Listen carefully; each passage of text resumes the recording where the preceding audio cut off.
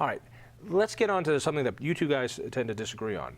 Colorado has this budget, balanced budget and amendment. It says you need to, if you're gonna spend it, you have to do it. And small governments throughout Colorado go into debt, but you're right, they can't go into debt, or they shouldn't go into debt for paying for the payroll, paying for the regular services. But you can go into debt if you're building a school and you want to pay it off over 30 years. You're building a road, you're building a dam, you want to build it off.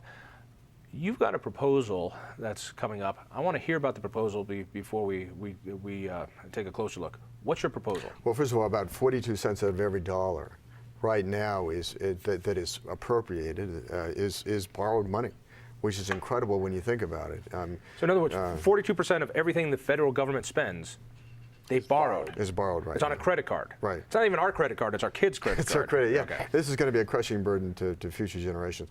And so, first of all, I think that what I want to do is reduce the size of government spending by other means. And if we can certainly pass a spending amendment, I'd love to work on a companion bill to that. But one reason... In other words, have something like the Taxpayer Bill of Rights absolutely. for the federal government. That'd be perfect. That would be great. If we had a national petition. But one reason why I I latched onto this one proposal, this balanced budget amendment, because I looked at something that had passed the Congress, that came out of the Contract of America, that passed the Congress, the U.S. House in 1995, got the requisite 2/3 votes, and failed by one vote in the United States Senate.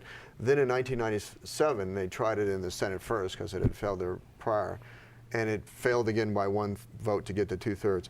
I think that the appetite Let's stop for the there American because people, do a little bit of civics. In order to pass a constitutional amendment, you guys have to pass whatever the new law is by 2/3 vote in both houses, right. And then it's got to go to the states, and it's what, 3/4 of all the states, right? Three-fourths have to ratify by the Constitution. And that's why we don't have too many constitutional amendments. right. It's difficult to do. You're proposing a constitutional amendment that has gotten really close to passing a couple times. What exactly does it do? Well, what it does is it seeks to move to a balanced budget, but there is some flexibility, and if we can get it, anything I can get this and more conservative would be great by my standards. But what this does is it says that you need to have a 3/5 vote in both houses to raise the debt limit, 3/5 vote in both houses to deficit spend at all. That you need to have a roll call vote on any tax increases. And that the president has to submit a balanced budget to the Congress at the start of every session. And so now there are, to say if America declares war or does a resolution, joint resolution, passes the Congress that says the United States is in imminent danger, then they can waive that requirement. And so, but this would be in the Constitution, so it wouldn't be like the way Congress does now in its existing pay-go rules, that they declare anything emergency at all because it's in statute, and they can override, they can override it at will. So it's basically the spending restraints in the Congress right now are just a fiction. Let me kick this back to you, Mike, and see if I'm understanding what your proposal. So basically, this is not really a balanced budget amendment. This is a procedural amendment saying that you guys, if you're going to go into debt, that you have to have a supermajority vote to do so. It's just a tougher threshold. All right. So it doesn't mean that absolutely every year, like in Colorado and so many other states, you will have a balanced budget. It says if you're going to borrow money for operations, you're going to have to get a supermajority vote. If you're going to raise taxes, we ought to know who voted for those taxes. I really like that idea. I'm surprised that's not there and now. also I believe that the appetite is such to the American people that there will be multiple proposals before the Congress. This is one of them. That there will be multiple proposals before the Congress, and that I would hope that whatever is the most serious proposal will pass. I would say this would be at a minimum. And if something else could pass, then in fact there's a proposal out there that has both a balanced budget requirement and a spending limit within it. I think I'm trying to remember the name of the group that's pushing that forward. So I think it's kind of like when I was a kid, we played King of the Hill, and so whoever gets onto the top of the hill. I just hope something gets to the top of the hill, because I think that we're really going down a crisis. Not to say that people are losing confidence in the Congress of the United States. I think right now Trust me, they never had it. Its favorables are somewhere between child molesters and trial lawyers. That's the good news. The bad news is the child molesters are closing in. Closing in fast. Let me bring it over here to Fred now. Now, when I heard about what Mike's doing, my original gut feeling is damn, this is a great idea. It's worked so well here in Colorado. Let's have a balanced budget amendment for the federal government as well. Force them to live within their means and force them to make tough decisions as policymakers here in Colorado. When you were in the state house and the state senate, you had to make those decisions as well. And you gave me a lot of static on this. You don't like this idea as well. And mind you, the Independence Institute hasn't come to any great decision on this. This is your thought. Tell me what's wrong with the idea of having for the feds what we have here for the state legislature in Colorado? All right, first you have to say what problem are we trying to solve? And if the deficit is the problem, I think this is a good approach.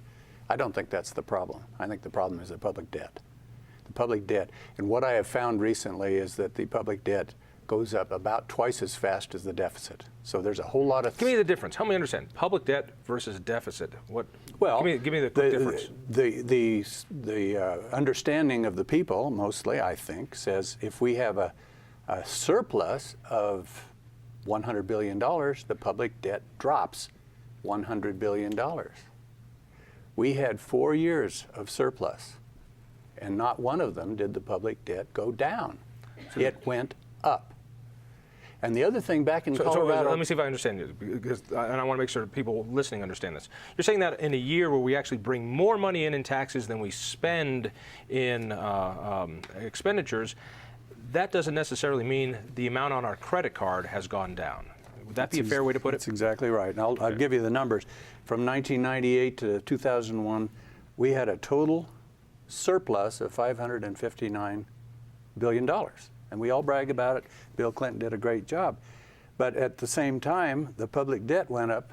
The credit card. The credit card. The public debt went up $960 billion.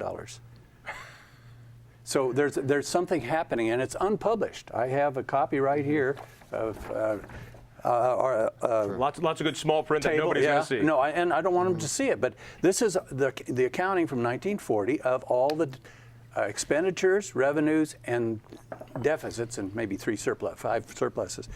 But nowhere on this sheet of paper are those other dollars there, and I can't even find the name of them. All right, so just so I can understand this in my fifth grade mind, we're talking about a difference of the operating debt of that year. Did we, the cash flow, the deficit, which is we got in less money in taxes than we spent. You're talking about the credit card balance that we owe for all the debt altogether. Right. But if we have the Congressman's proposal as law saying that every year... It'll slow it down. It will slow it down. And that's good. I think that I do deal with both. Here's the thing, that we have a lead Democrat proposal that is supported by Congressional Democrat leadership, Nancy Pelosi. And what that proposal does is it only looks at the deficit at this same threshold vote to raise the deficit. Doesn't look at the debt. This proposal does both, debt and deficit. I think that's important.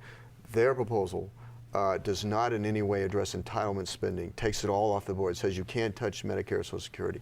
This proposal says everything's on the table and is inclusive. And so I think that but I agree with you that you have to look at the debt.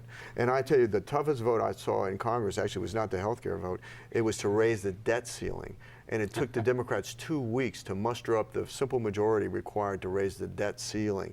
And they put in some fictitious pay-go in it. Explain pay-go. To pay-go to say that there's got to be emergency spending, and they call anything emergency spending doesn't count, and that you have to have an offset for anything that raises the deficit. But it seems like they always find a maneuver around it. It's statutory, anything in statute, and that's the problem. I wish we could do something in statute. It would be simple and not have to go to the people in a constitutional amendment. But the only way to constrain the Congress is to have it in the Constitution. Let me be simplistic again.